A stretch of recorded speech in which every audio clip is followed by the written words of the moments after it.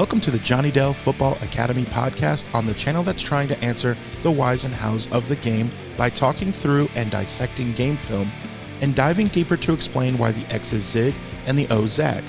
I am Adam Marino, joined by Mr. Johnny Dell, and we are reminding you, as always, the most fun way to watch is on YouTube, where we go live. There you can comment into the live show. Be sure to hit the notification bell and turn on your notifications so you can be a part of the conversation. We also stream live on Facebook and X. Also, the audio versions are always found on Spotify, Apple, wherever you get your podcasts. Now, if you are live with us in the chat, it's probably because you are subscribed, you've hit the notification bell, and turned those notifications on. So, when sharing with your friends, be sure to let them know. We also love to hear from you outside of our live show. Email us at johnnydellsfootballacademy@gmail.com, and you can always check out the website JFA49.com, as it is the most fun way to support the channel. Also, the way we boost the chat and boost the algorithm is to type out hashtag JD49. Yes, welcome into another episode, number 168 of the Johnny Dell Football Academy podcast. Today is October 18th. It is a Friday. We are excited for Chiefs Niners. So excited after such a stinker of a game last night. Didn't even watch. I watched Penguin, which is an excellent show, instead. And we're going to get into all things Chiefs Niners today. Johnny, how you feeling? I know you had a busy morning. Why don't you explain why? So we do have an announcement for everybody. I've been teasing this out, but we have got a scouting video on the Chiefs, specifically on their defense and the 49ers matchup against them in the can. It is scheduled to go live today at 11:30 Pacific time, 2:30 Eastern Standard Time. So make sure you have your notifications turned on so you know when that video drops. I got it in the can, started uploading it to YouTube at literally just about an hour ago, and then was rushing to get ready for this show and then finalize everything with that with all that to get ready to go this morning. So I got to my office here at my office about 5 minutes before showtime. So that's why we're about 2 minutes late this morning, setting everything up, trying to go over everything together. But for our members of JFA49.com, that scouting video is live and ad-free right now. So once this show's over, you can head on over there and you can go check it out if you are a member of JFA49.com. And thank you for being a member, because what you do allows videos like that to even happen. I was up till about 1:30 last night working on that video, got up at 6, a little after 6 this morning to finish it up so that I could be ready for this by this morning, and your support helps make that possible. Yeah, we love it. And I will admit that sometimes on this show, we give out just too much information. We go on rants. It's kind of fun to be with the faithful, and we go overboard. But nothing like Quiffleball has done. I will not repeat what Quiffleball mentioned, how he is watching this, but it did make me laugh. So thank you for that. Very excited though for the video. Be sure to hit the notification bell on this YouTube channel. This is one of the main reasons why you need to do that, because you don't always know, we don't always know when Johnny's going to be able to drop content. Life happens and certain situations. So that's the number one reason for sure. But man, so much to get into. Let's do it. So first, for luck, if you guys remember, I gave this story out a couple times, I think last year, that this was given to me by a friend of mine who had this on, like, in his closet, his childhood closet, and everyone always says it gives George Seifert vibes. I love that. Right?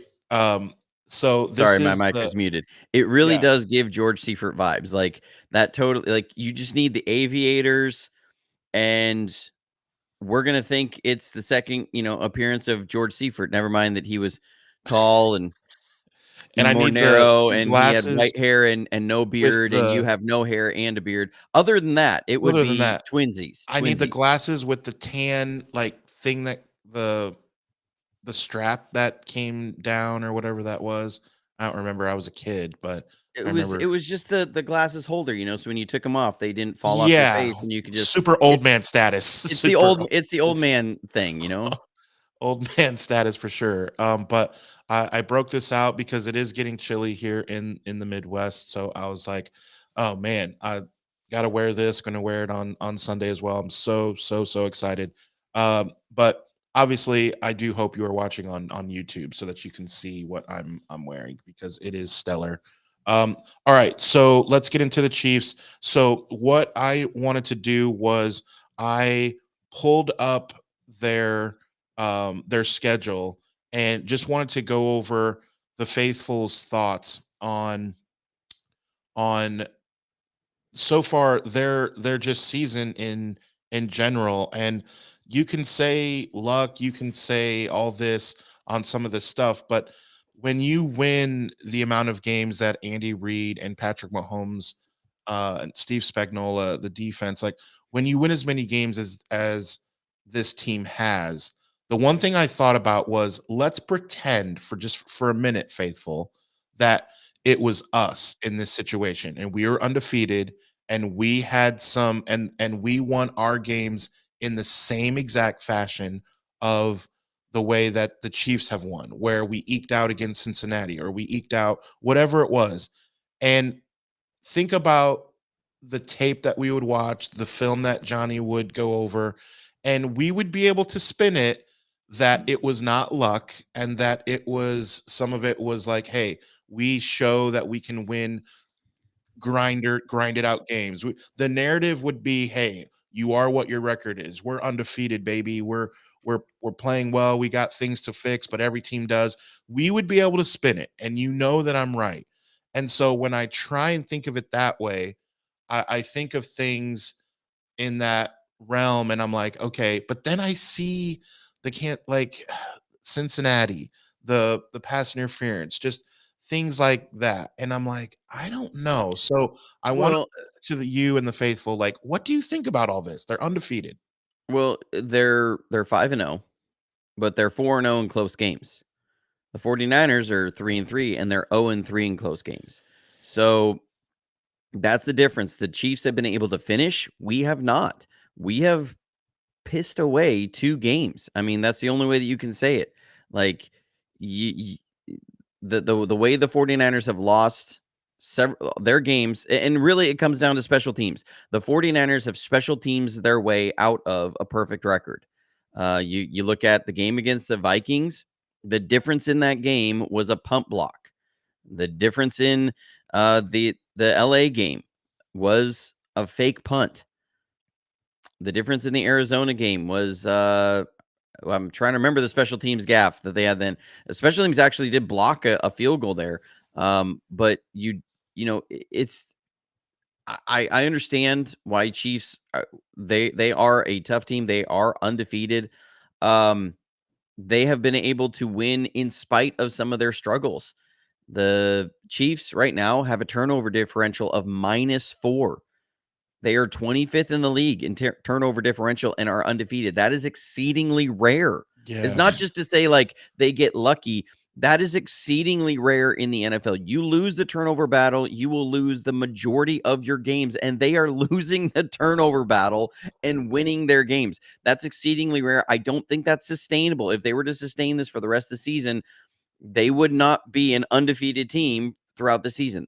So you know, historically in the league, what they are doing is exceedingly rare. You could say lucky, but it is rare. The 49ers are +3 in turnover differential. They are 8th in the league in turnover differential. So a team being +7 in turnover differential through 5 and 6 games over against the other team and being 3-3 versus 5-0 is Yeah. This might be the first time that's happened in the NFL for that sort of thing to happen.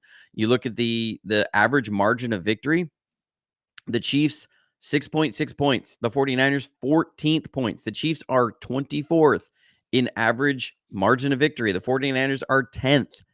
If you look at point differential, we had talked about this. The Chiefs are plus 33, 49ers plus 32.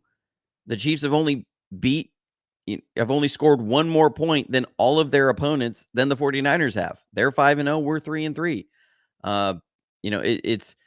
This is a very good team, and I understand, they're seen as the behemoth to take down. At the same point, this is not Superman that is impossible to defeat. Now, I think what's fascinating to look at, and we can talk about this when you want to, Adam, but is how polar opposite these defenses are in play style from each other.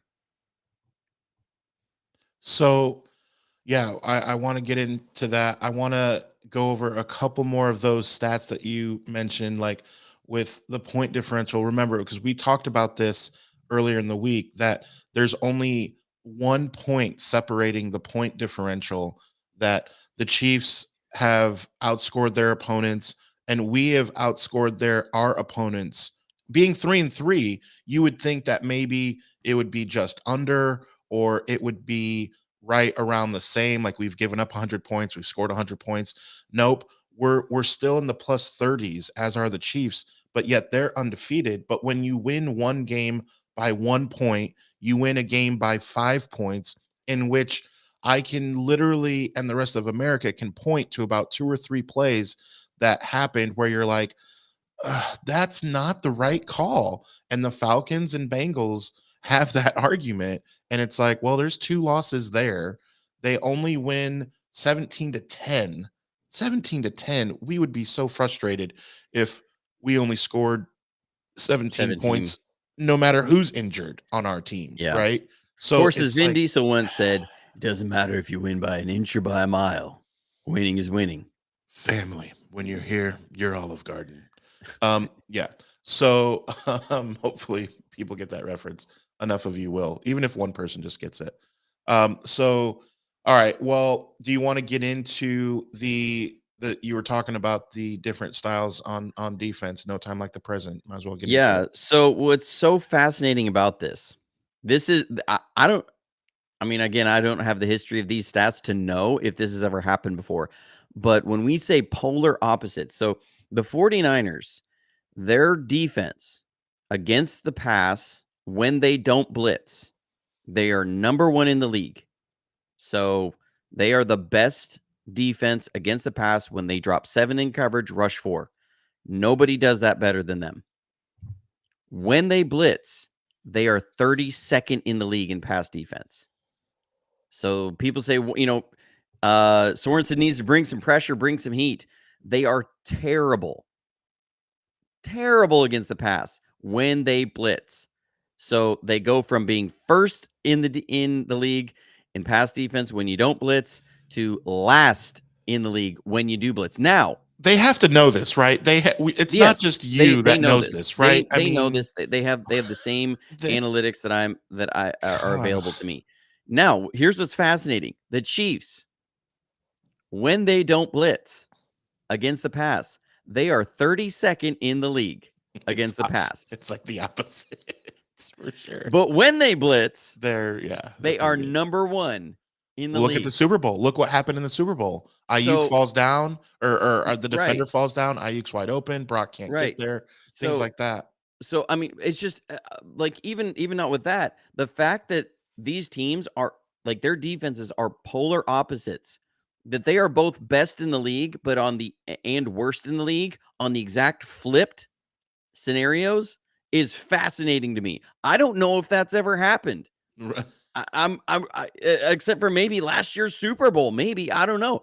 Like I've never looked that deep into a lot of these matchups, and I don't know if that's ever happened where you have the best team, best passing defense when blitzing, and also the worst passing defense when not blitzing. Versus, and on the other side, you have the team that is the best passing defense when not blitzing, and the worst defense when blitzing. Like this is It's fascinating to me. That Yeah. just seeing that is like, wow, okay. So what you're gonna see when both of these teams have to be, you're gonna see Kansas City blitz a lot, and you're gonna see San Francisco not blitz at all, because that is what they're best at. Now, you can't just stick to that. You have to be a little more unpredictable, but guys, everybody's going to see, and when the scouting video comes out, that everything changes for Kansas City's defense depending on what down and distance you're in, when what plays you're deciding to choose, and or what plays you're running, and how you've been able to execute on first or second down. That is going to be everything in this game. It So is, yeah, w- so the other thing that truly is crazy when to think about everyone now.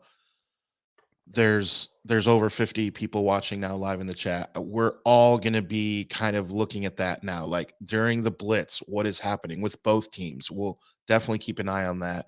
One other thing that is just as fascinating to me that I want to get your take and the faithfuls take if they're done using the restroom, um, is the idea of the the time that the ball is in the air, meaning Purdy leads the league in how far the ball goes, and Mahomes is like literally the opposite. That Purdy's average this season has traveled twice as far behind the line of scrimmage as Mahomes, and Purdy has the smallest share of his yards passing coming from after the catch, while Mahomes has the most, which typically we have a lot of yak, and this year it's like the worst, but yet look at Purdy's numbers. He's still top 3 in passing in the NFL. And it's like, what is what is happening? Like the did you see the chart for Mahomes? Out of 28 completed passes, 16 were 5 yards or less. And yeah. I'm not sure what game it was, but holy cow.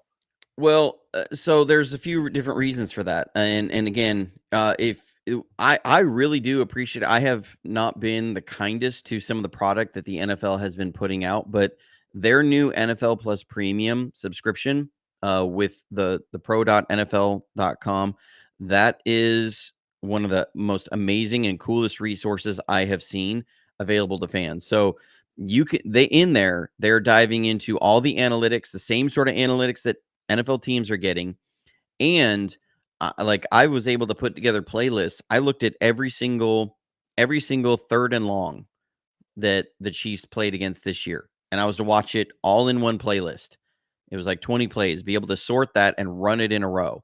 And then I was able to go and look at every third and medium. And I went down and looked at every first down run that happened outside the tackles, every first down run that happened inside the tackles. It was so valuable for sorting information.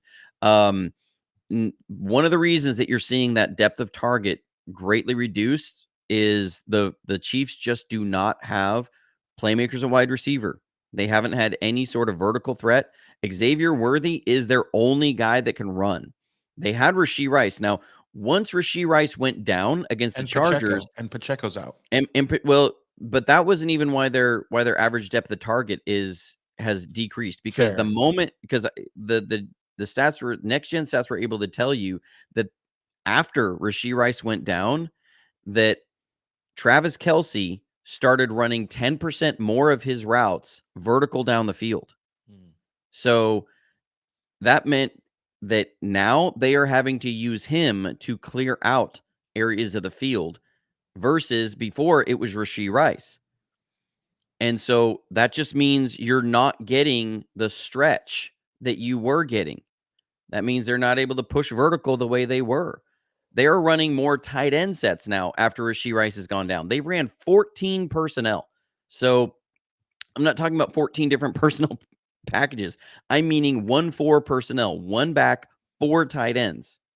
So when you have four tight ends on the field, no receivers, your depth of target is not going to get deep down the field. You don't have people with speed to shoot off the ball and get down the field. They're doing those sorts of things a lot more this year because they don't have the receivers that they've had. And Juju Smith-Schuster hasn't been lighting it up this year. He may not Right. even play on Sunday. I think he was out of practice yesterday. So, those are the reasons why you're seeing that the Chiefs are not able to push the ball down the field like they were.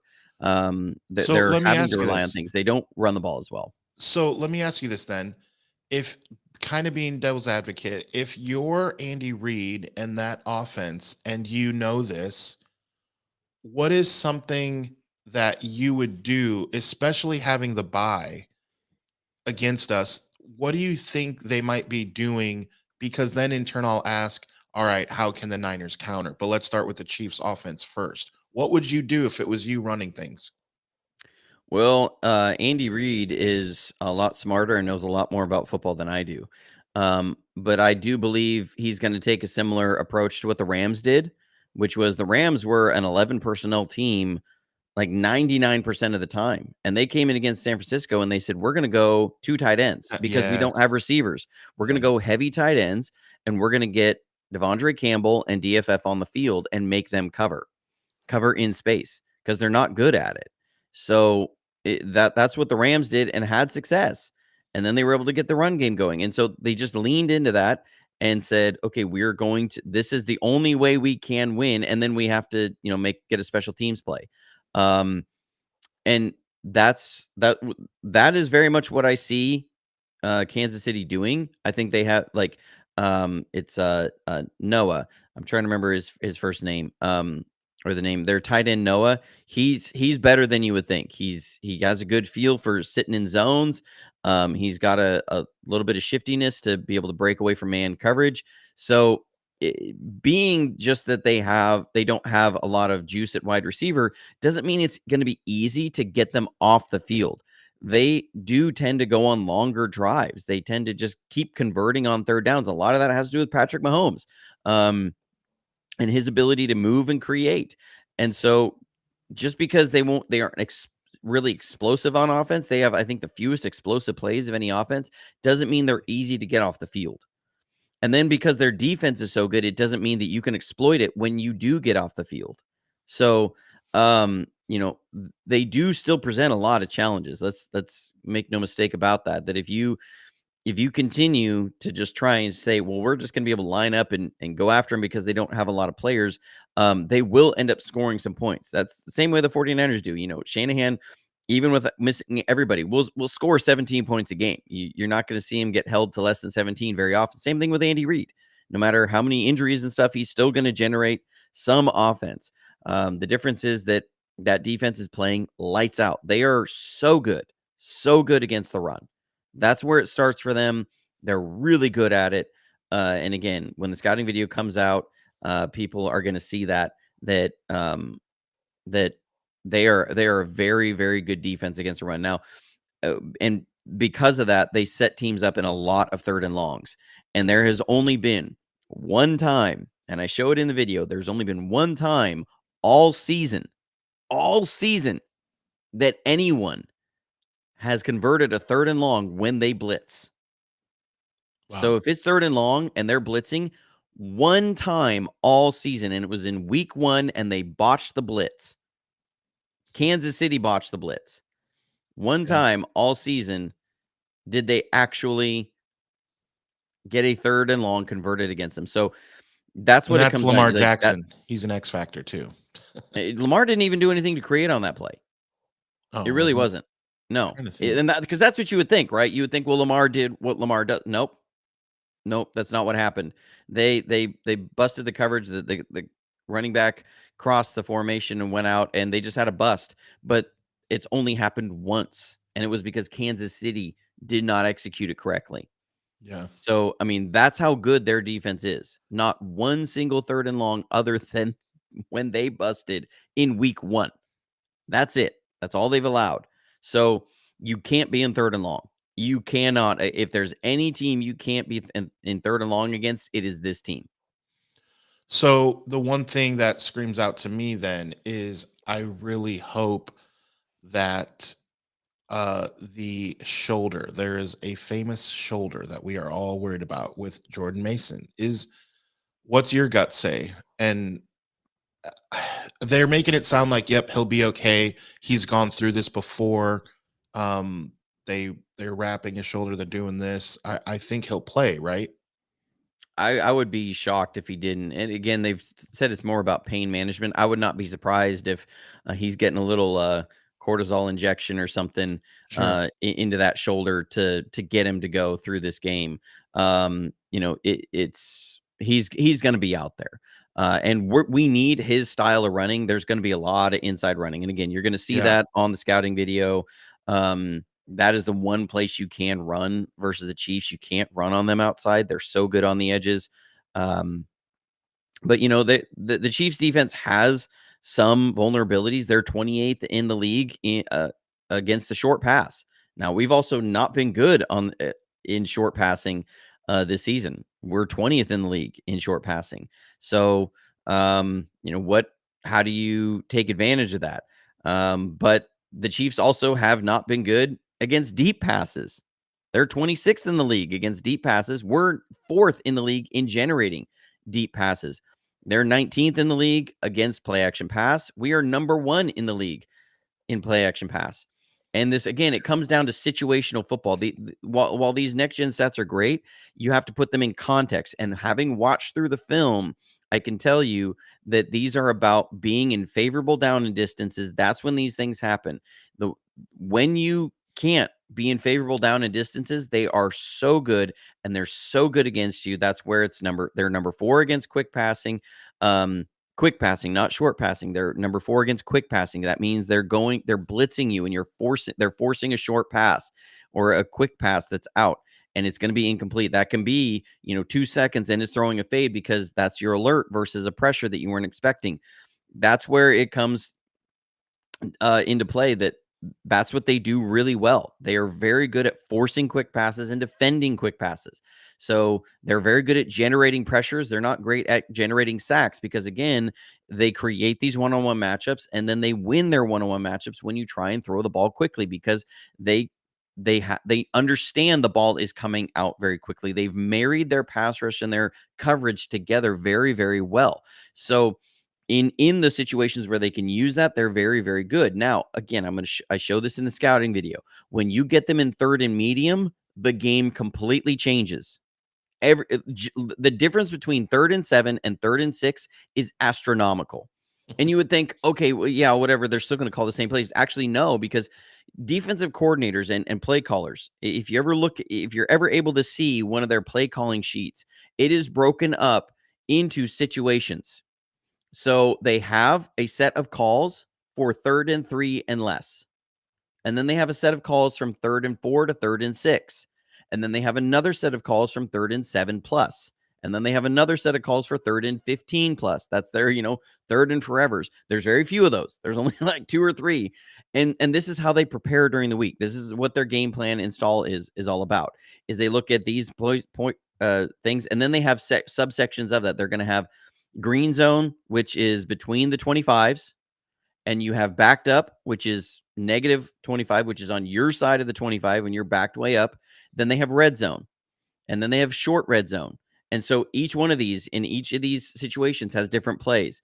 So when they go into a game with 120 plays, that doesn't mean when they line up at the 12-yard line and it's 3rd and 6 that there's 120 plays they're going to pull from.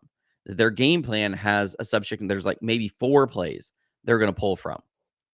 And the defense comes in with maybe 2.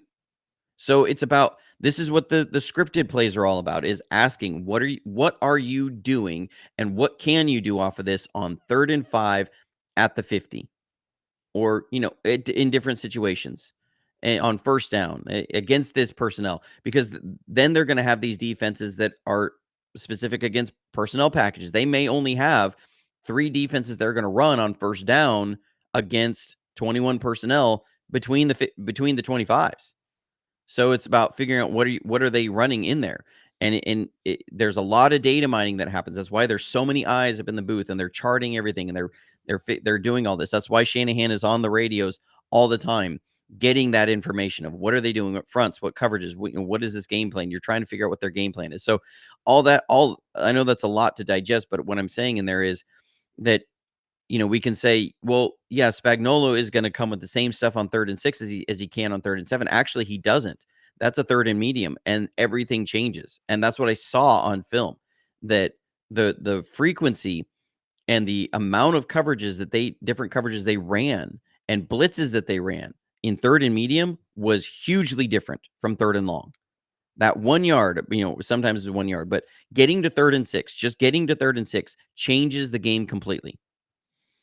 So you're seeing the whole basis and reason for this channel. So again, Johnny's dropping a video at you said 11:30 Pacific time, right? Yes, 11:30 a.m. Pacific time. Okay, so roughly about 3.5 hours from now will be the video. Again, make sure that you hit the notification bell so that you know when this content is going to drop. Make sure you've checked out the website. I know people like Technic Chick mentioned earlier that they were going to be on the website, soon. Make sure you check out the website because videos like this are always dropping. This again, the whys and hows of the game. This is the exact reason of why so many Niner fans come to this channel for this type of info, and there are not very many channels that go through this, which is why I wanted to be a part of it, because I'm more than just a regular fan. I want to dive in deeper and learn a little bit as much as I can so that when I'm watching the game I really understand more. So Johnny, let's get into more of what the 49ers then can do. And I haven't which first of all, Bazamayan super chat. Thank you to Bazamayan. Says another great analysis and Friday talk. Keep up the good work. And we absolutely will. Big shout out to Johnny for all this stuff. Thank you, Bazamayan, for the super chat. So let's keep going. So real quick, I want to make sure as it's Friday morning, I haven't had a chance to see to the overall, the up to the second, the depth chart and injuries and Ricky Pearsall. Like Trent Williams kind of, I don't know if he overspoke, but he was like he might play against Kansas City. Like, is that a thing? Are we getting our hopes up? Is he going to play? What do you think? I think it's mostly going to come down to his football conditioning. I would be surprised if he doesn't play, considering that you almost Really? have a mini bye. I would really be surprised. He's been practicing all week, Yeah. so I think they just want to make sure that he can handle the contact, how his body's going to react to this week of practice. He hasn't been practicing for the whole season, um, but this week is finally the week that he might get his. Nope, not going to say it. Not going to say it. He might get his chance, his opportunity. He might get his moment to be out there. Sorry, dark humor, but um,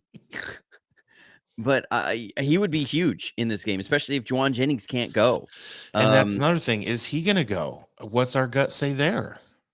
I don't know what my gut is usually very acidic when I think of somebody like Juwan Jennings not being able to go. So I know you need I your don't know. game day I don't think nachos. it matters what my gut says; is what his body says. Yeah. It's just you just have to see how it goes and see what happens and look for that Ian Rappaport uh, uh, tweet that goes out, or from Mayoko who says who's active and inactive versus the Chiefs. I think that's what it's going to be. It's going to be a game time decision. So, um, I think again this matchup, the way that that is looking like it's playing out, and what I've been seeing from film, Ricky, this is the game, this is the matchup that you drafted Ricky Pearsall for. Yeah. So again, it would be great to have already had him in the offense, but I am seeing some opportunities the 49ers have there again, but it all starts with you've got to be able to run the ball on first down a little bit and stick to it. You got to get in 3rd and medium. You can't have the biggest thing is you can't have negative runs. You can't have a run for a 1 yard loss. You can't have a run for a 2 yard loss, because trying to get 4 yards, 5 yards on second and long is so tough. There's not a lot of options there. And so how do you do that? Because if you try and do an intermediate pass, which the Chiefs are a little bit more susceptible to, but if you don't get that, you are in third and long and you're punting the ball. But they know you're going to try and get that short pass with trying to get 5 yards so that you can get it in third and manageable. So they are a tough matchup. I mean, when you look at their just again, the matchup in the run game, this is strength on strength. So let's just, again, looking at the numbers, rushing outside the tackles, 49ers are number 8 in it on offense. Chiefs defense is number 4. Overall rushing efficiency, 49ers are number 5 in overall rushing efficiency. Chiefs are number 4 on defense. Rushing under center, the 49ers are number 2. The Chiefs defense is number 3. Designed runs, 49ers offense is number 4. Chiefs defense is number 6. Rushing versus a light box, the 49ers are number 6. The Chiefs are number 5. This is strength on strength. Oh, I can't take it. The place that's most concerning, and this is it's gonna drive everybody nuts. But again, if you remember the website and you saw my red zone video from the Seahawks, you know that we are this close to this number being drastically different. But rushing in the red zone, we are 26th in rushing in the red zone. They are 7th on defense. That is a concern because if you can't run the ball inside there and you're asking to throw the ball against what they can do now with a very condensed field, that is a tough task. You've got to be able to somehow run the ball here, and that will be something that can be very frustrating. So they're going to have to generate some explosive plays for touchdowns in there.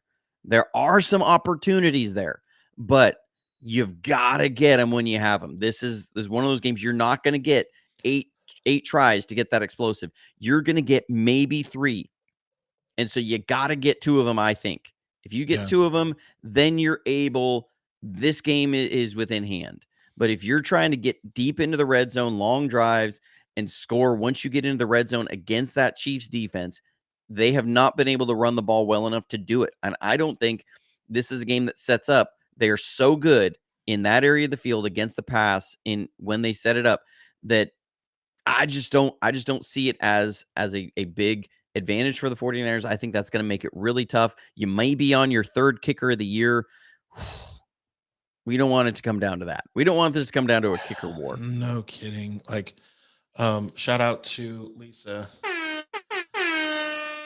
Lisa says late last night, Jen Lee Chan said she met with Pearsall and he had 27 tickets I would bought say for he's family. probably playing. I mean, Yeah, if the dude is bringing out 27 family, you he don't knows bring something 27 family members to to hang watch you out eat sunflower seeds on the sideline. in So jeans. Yeah. yeah, I think that means that he's playing. So good catch there, Lisa. I didn't get a chance to see Jen's video on it. I saw it showed up on there, but I didn't get a chance to watch it. I was editing the scouting video. Yeah. And speaking of watching, I texted Johnny this and I'm looking up to the minute numbers here, but like I said, speaking of watching, I want to make sure that you guys tune in to Sports Idiot Nation because there is we're coming up on 9,000 subscribers That's amazing. on the YouTube channel. It took me like 2 years to get there. You guys are doing it in 2 months?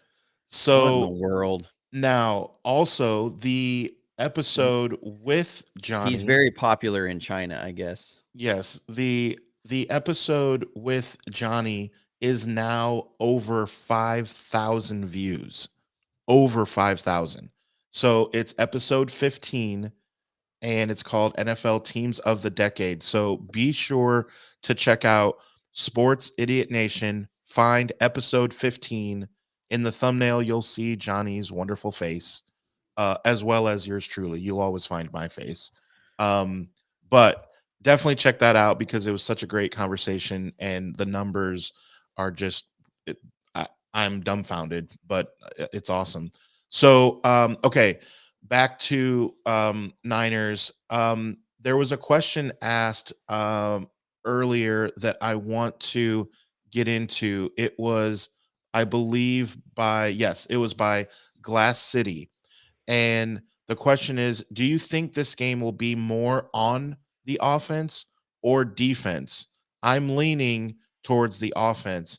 And who is your X factor then on offense? And we'll ask then too. Let's just add to it the X factor on defense. And I'll point out one thing first.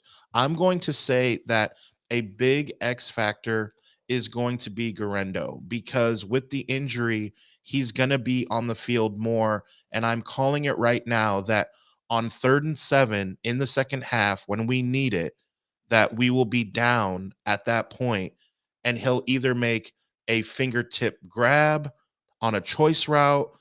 He'll either on 2nd and 9, he'll break one for a 12-yard gain that will really give us an emotional charge. There will be one play that Garendo makes that we can pinpoint later and say, Adam was right. That was the play that really helped us.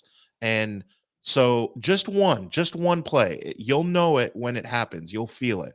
So look for a big play that will change the momentum, because I think he'll see the field more than what he has just out of necessity.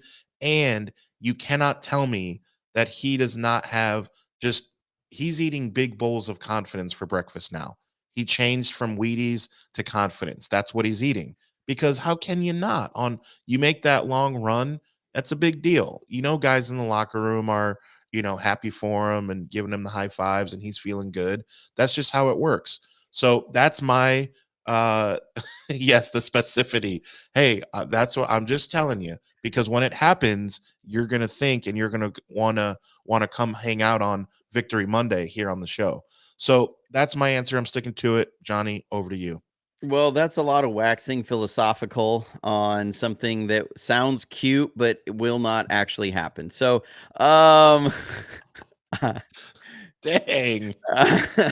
I'm sorry. I'm partially joking, but looking at the data of the film, so that's where I'm coming from. Debo Samuel will be the X factor, and here's why. See, I'll have some reasoning here. And you're going to call your shot. I'm going to call my shot.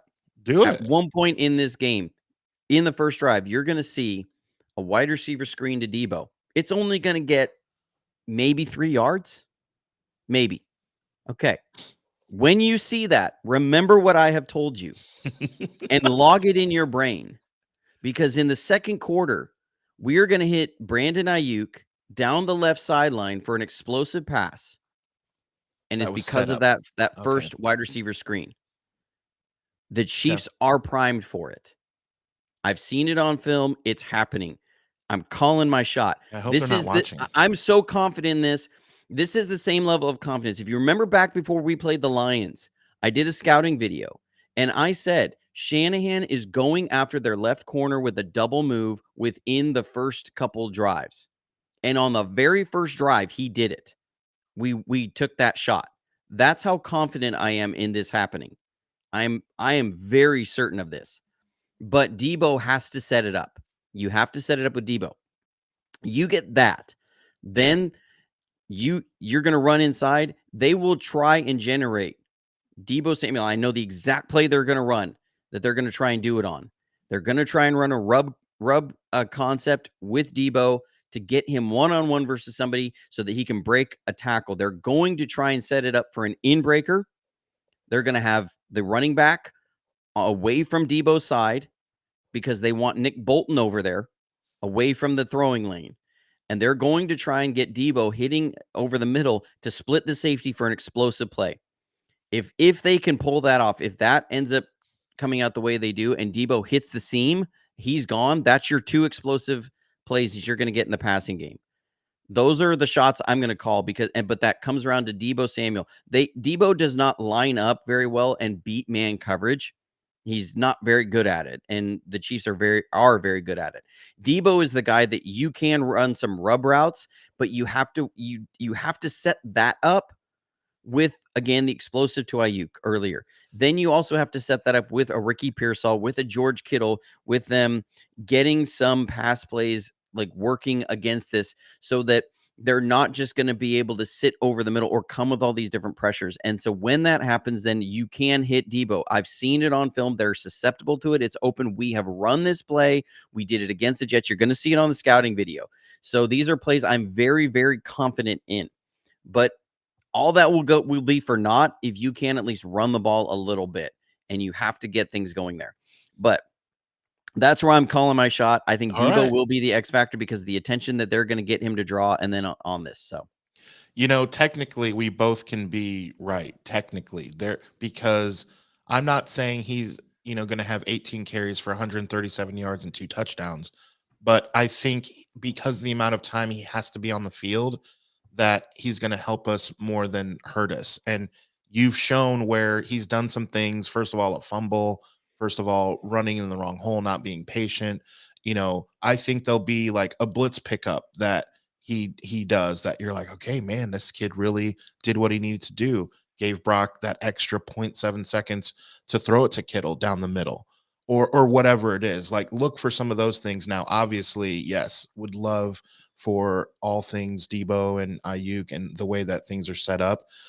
Let's shift over to defense. I want to point out one thing for the player, the factor on defense is I've been listening to a lot of just shows in general, not for Kansas City biased or not like 49er bias, but just shows, national shows like Colin Cowherd and people like that. And they all have been saying that at some point the Niners will get off the schneid. At some point, like you can't just go since what is it 2014 or 2016 over. And the one guy that has been amidst that with not getting the holding calls and not having the impact that you would want because it just happens is Bosa. And so I think this is a game where he does have maybe either multiple sacks or a couple plays for loss or a strip sack or causes a fumble or something where, okay, I mean, how many times can they have this guy not be as big a factor through holding or whatever? Like, you can't, I mean, it can't go on forever, right? So I think Bosa's my guy. Who's yours?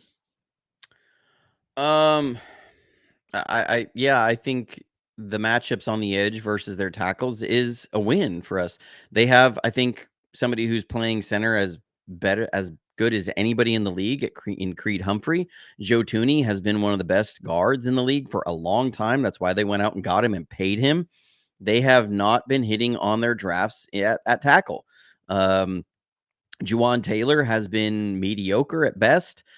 Kingsley Suamatea, somebody I was really hoping we would draft, and we ended up trading back with them and getting Renardo Green. That'll be really interesting to see that play out this Sunday because Kingsley Suamatea has been benched. One of the reasons why is because he allowed the same amount of pressures as Wanya Morris on half as many snaps. So he has been a turnstile at left tackle. Now Nick Bosa also leads the league in pressures this season. So that is a matchup that you like. That's a matchup that you're going to be saying, okay, we can do something with this. Now, the counter to that is that you got to expect them to chip and help on Bosa, so somebody else has to win. And again, that's where it's tougher because interior defensive line doesn't match up as well against their really good interior offensive line. So this needs to be a Leonard Floyd game. Leonard Floyd has got to show up, use that speed, his ability to run it down, his athleticism that he has that has made him a different kind of a guy in the league. So he needs to be able to show up and do that. I think outside of that, it's going to be, can D Winners and Renardo Green be players this game? Now, I don't think we're going to see a lot of nickel, so that'll be interesting. What happens in that? And that's where I think D Winners has got to be huge. You've got to be able to, he's got to be able to cover some and go hit some, and bring that force. Hopefully we can, mitigate Devondre Campbell on the field, but there's only so much you can do. I think they're going to stay in a lot of heavy packages. I think they like the matchup, the Chiefs will, of multiple tight ends no matter what they are in the game, versus the 49ers with Devondre Campbell on the field than if they were to go nickel and Renardo Green comes on the field. They don't, their three wide receivers is not a benefit when Renardo Green comes on the field with how he played last game versus if they stay in base and they stay in tight end personnel and then are able to try and run on you and force your linebackers to cover. So that's a matchup win for them. That's again why I see this as them going that way. And so our ability to really take that away. I see us playing a lot of cover two in this game. I really do. I think we're going to play a lot of too high. I think we're going to play a lot of palms. I think there's going to be you're not going to see that. Now, on the flip side of that, that's where I know Sorensen has to manage that because you would like to, your instinct, and even just talking about this, my instinct is to say we're going to go too high. We're going to really do that. The Chiefs have been better against midfield open than they are midfield closed. So again, I watched the film and the thing I came away, especially the Chargers game, because the Chiefs offense did struggle there. They had one big explosive play, and it really came on a bad coverage by the Chargers, a bad play of that coverage. But the Chargers were running a lot of middle field close the entire first half, and they were very good. And the Chiefs really struggled against that. So, interesting to see what you do there. And I think overall you're going to see a lot of middle field close first down versus the Chiefs offense. After that, it's going to be too high. You're going to go too high. The Chiefs offense, they're very efficient at running the ball, but they don't get explosives running the ball. They have the lowest explosive run rate of any team in the NFL going back for 8 years. They are not generating explosive plays in the run game, but they are one of the most efficient run games. Make that make sense. So they don't lose a lot of yards, and I think that also speaks to their interior offensive line. They don't get beat. Now they're not going to end up getting the explosives that happen on the edges a lot, but they're running up the middle and they're not getting beat, and so you're not getting runs for losses. They're getting 2-3 yards. That's what allows them to be in third and manageables. So I think it starts with can you slow them down on first down and then be able to really really send every sort of different coverage you can there and let your edge guys go in. All right. So are we ready for score predictions? I'm always ready, Adam. Well, Are you ready? Are you ready for I this? I keep Have you going. recovered from your Garendo shot call? Yeah. I I'm just kidding. I'm again, kidding. when it happens, I'm if kidding. it does, then man, a lot of crow being eaten. And I have called other shots that have happened before, so it wouldn't be my first. So even if it happens, I probably won't gloat because I have to act like I've been there before, which I have.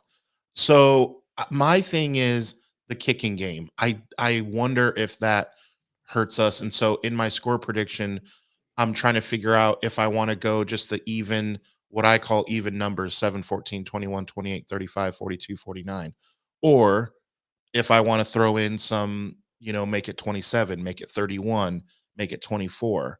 So, do we make one and miss two? Do we just miss zero?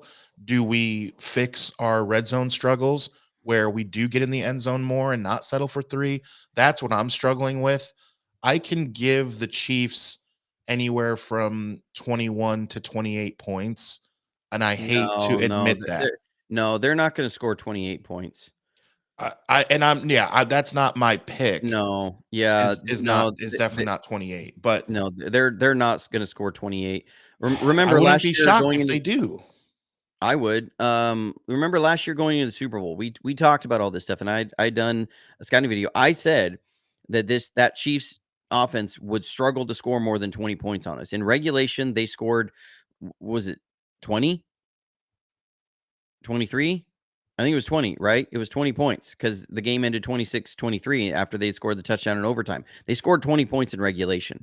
And we had talked about this. I said I don't see them scoring more than 17 or 20 points.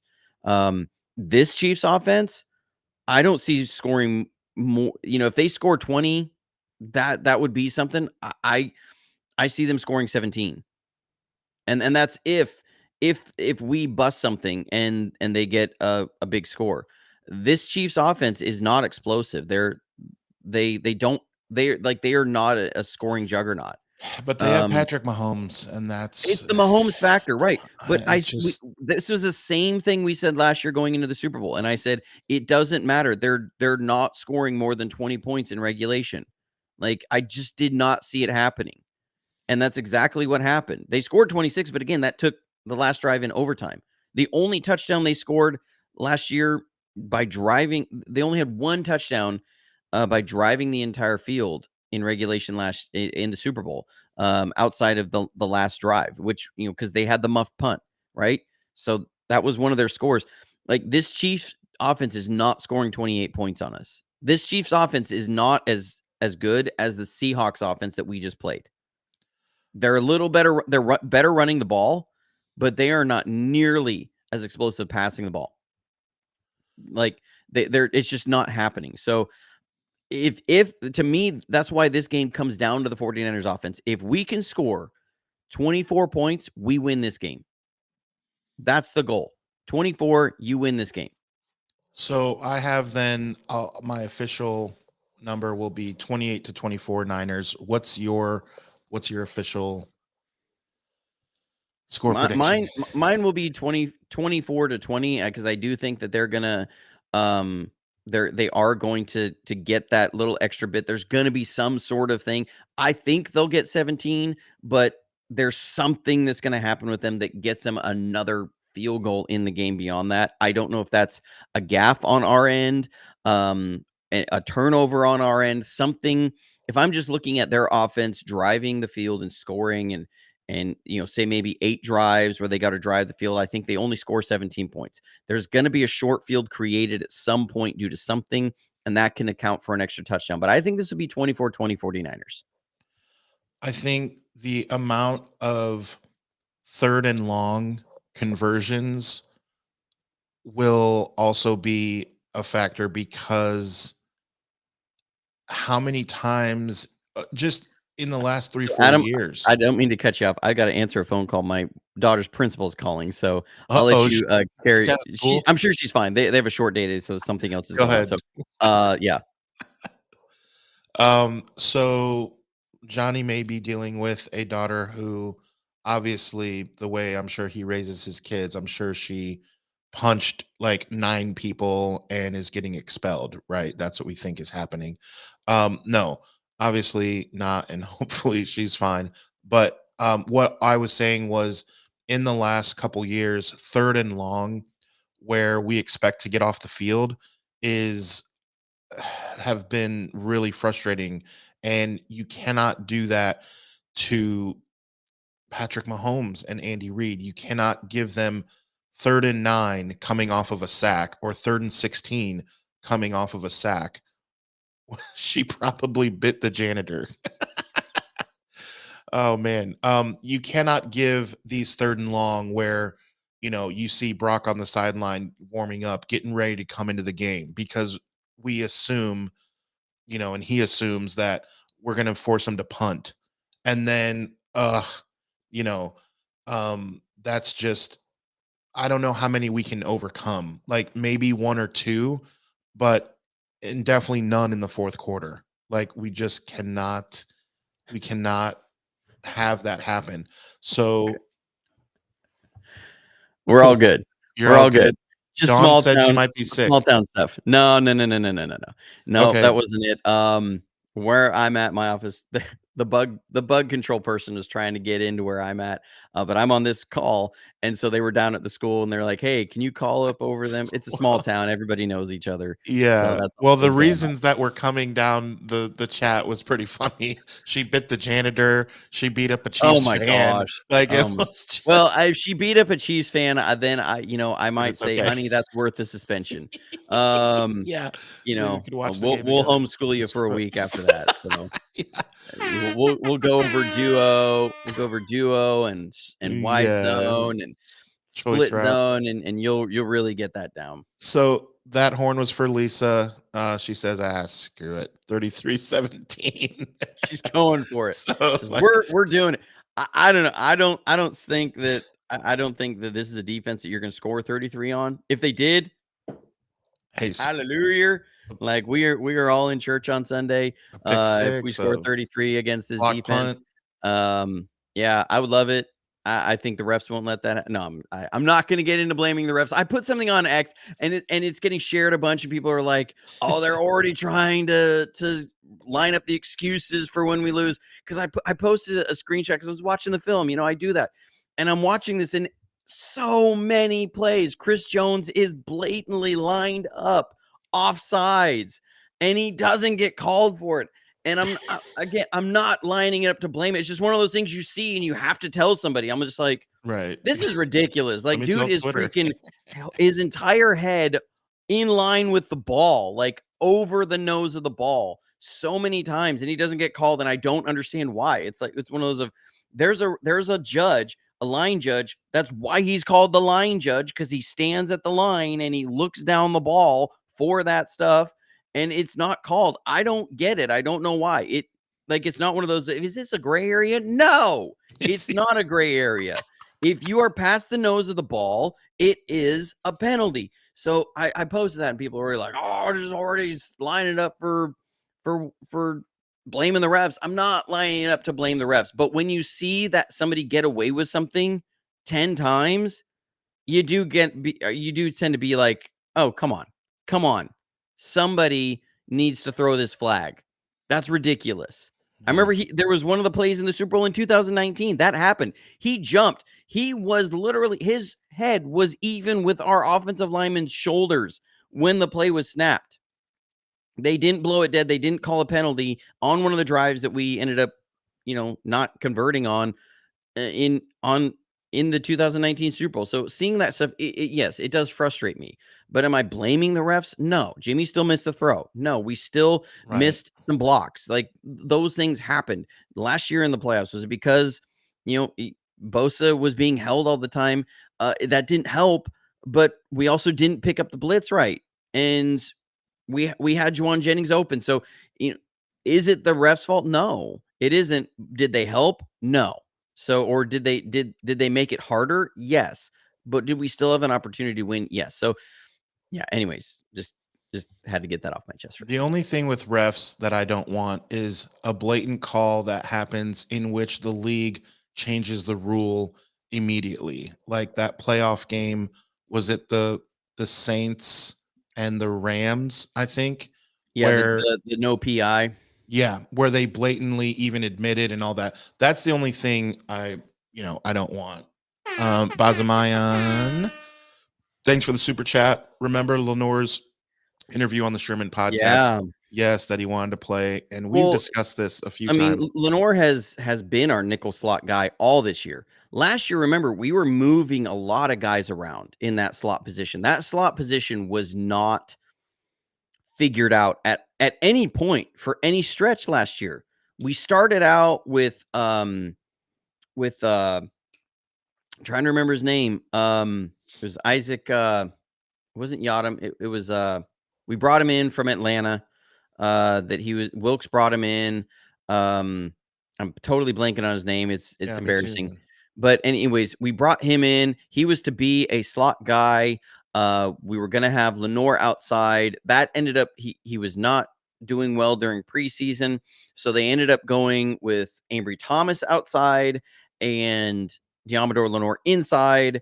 When the season started, that was against the Steelers, and I forget who we played week 2 that year. I remember we played the Steelers, and so that happened. But then Ambry Thomas struggled, especially against the Steelers. So then they put it was Isaiah Oliver. That's who it was, Isaiah Oliver.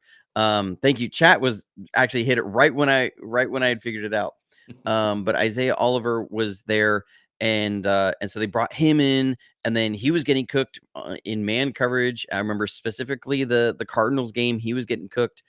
And so then they brought Ambry Thomas back in, and Lenore went back into the slot, and then they took Ambry Thomas back out, and they put Isaiah Oliver in. That wasn't working out. Then they tried Logan Ryan in the slot. I mean, they were moving around that slot so much last year that they had settled on almost, okay, we're just going to do this like third safety thing there in the slot, and then it didn't work out in the Super Bowl.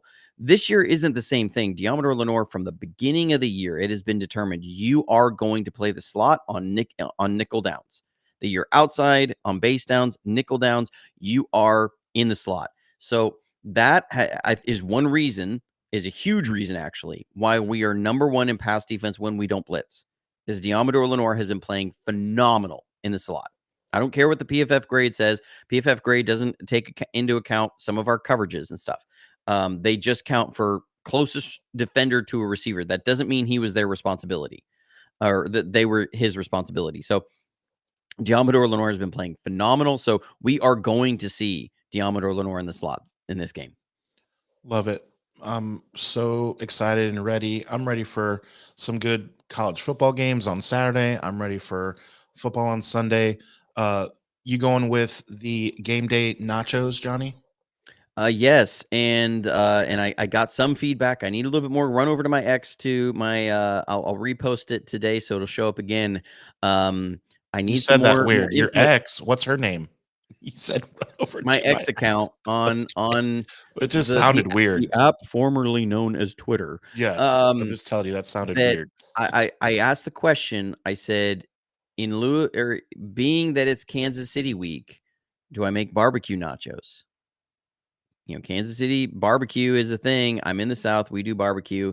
So, do I do that? Or do we say, because it's Kansas City, we don't do anything with Kansas City? So I need some feedback on that. And I need to know soon, because I'm gonna have to start that barbecue Saturday night. So I need to know. So that's what we'll see. We'll see what the people say, but nachos of some kind will happen. Just, is it going to be some great grass-fed, grass-finished beef, or is it going to be some pulled pork? We'll see.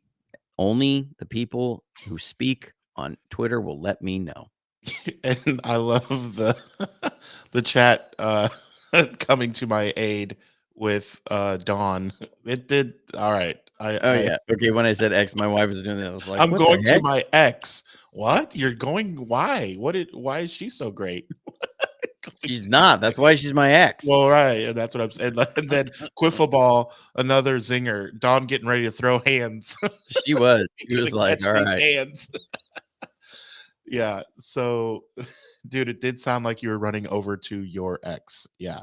I say Twitter or X, whatever you're calling it these days, when I talk about Sports Idiot Nation and give that call to action to follow us there, which again, another shameless plug to follow Sports Idiot Nation. Every Monday and Thursday is a new episode. And yeah, I'm still laughing about that, Dawn. We love you. All right. So man, great show today in the chat. Thanks for hanging out with us for again over an hour. We are ready for game day. We will see you on a Victory Monday. But in the meantime, stay safe, stay healthy, and as always, go Niners.